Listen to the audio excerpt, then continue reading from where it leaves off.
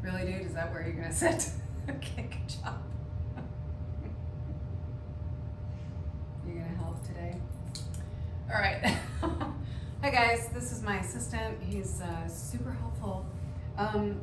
This is down dog, what it should look like. All right. This is whatever, flipping over. Okay, so this is my quick tutorial for you today on Koundinyasana and Koundinyasana A, or also known as side crow and Koundinyasana A. There's no English translation for a pose that's named after a sage, Koundinya, okay? So one thing that I wanna talk about, this is not helping. One thing I wanna talk about are the thing that's important to me when we're learning poses like this is really coming to terms with the dynamics of it. So if we can start to connect with the energetics and dynamics of a pose, then those energies or those currents can actually do all of the work for you, all right? So hopefully you're warmed up and ready to go. You've done a couple of twists, because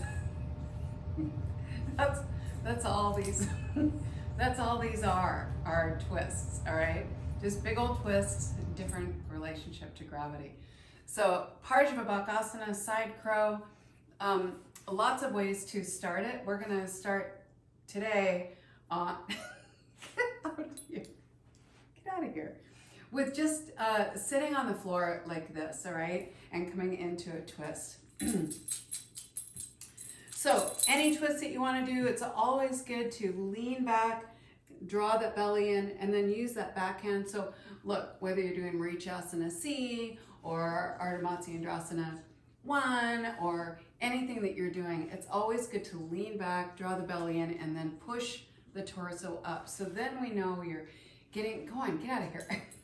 You know you're getting the twist in the right part. If you just start here and get your elbow and crank, you're just moving the shoulder girdle, and it's actually harder to breathe. If you lean back a little bit, get out of your own way, push back up into it, then you've still got all this spaciousness in the rib cage, and you can breathe and work on this stuff more effectively, okay?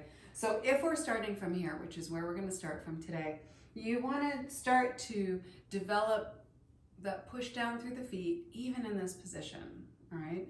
And then you've got this really cool new bandha that you're gonna create at the back of the arm and the side of the thigh, okay?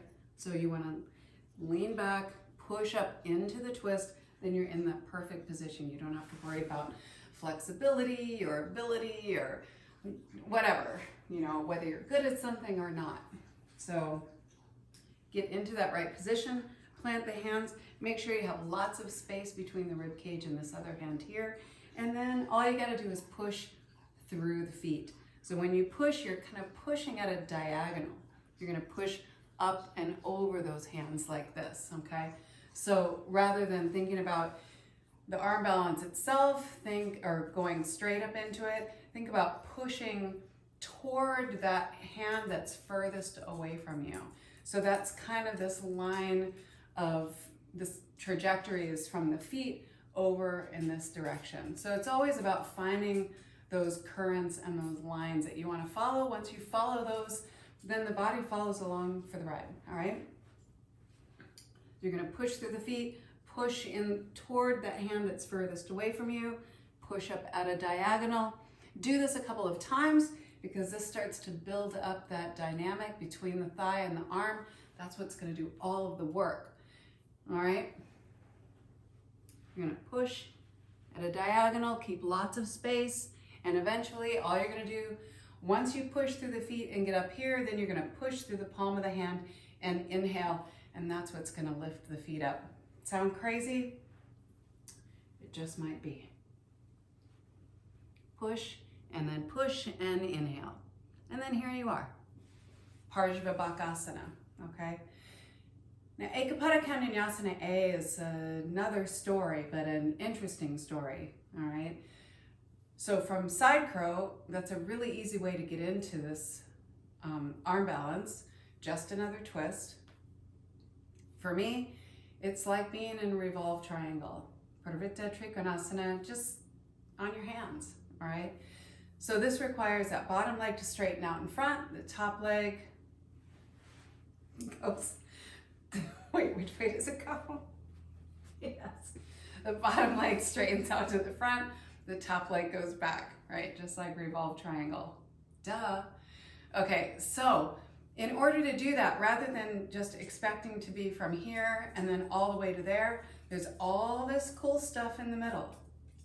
And these are those little precious moments that we want to really embrace and fill in the holes of our learning the whole way through it, so that once you get into Ekapada Koundinyasana A, you're not just like in it and then like kind of dying to get out of it, but there's all this cool stuff that happened in the middle, so that once you're there, you're happy to be there and you can stay there as long as you like, okay?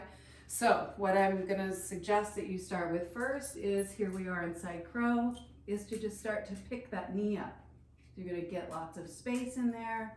Maybe the next thing you wanna do is just practice moving that top leg around so that, there's, I have an unruly assistant today, so that there's lots of space and you're teaching the legs to move with that space in between the knees. Super important, all right?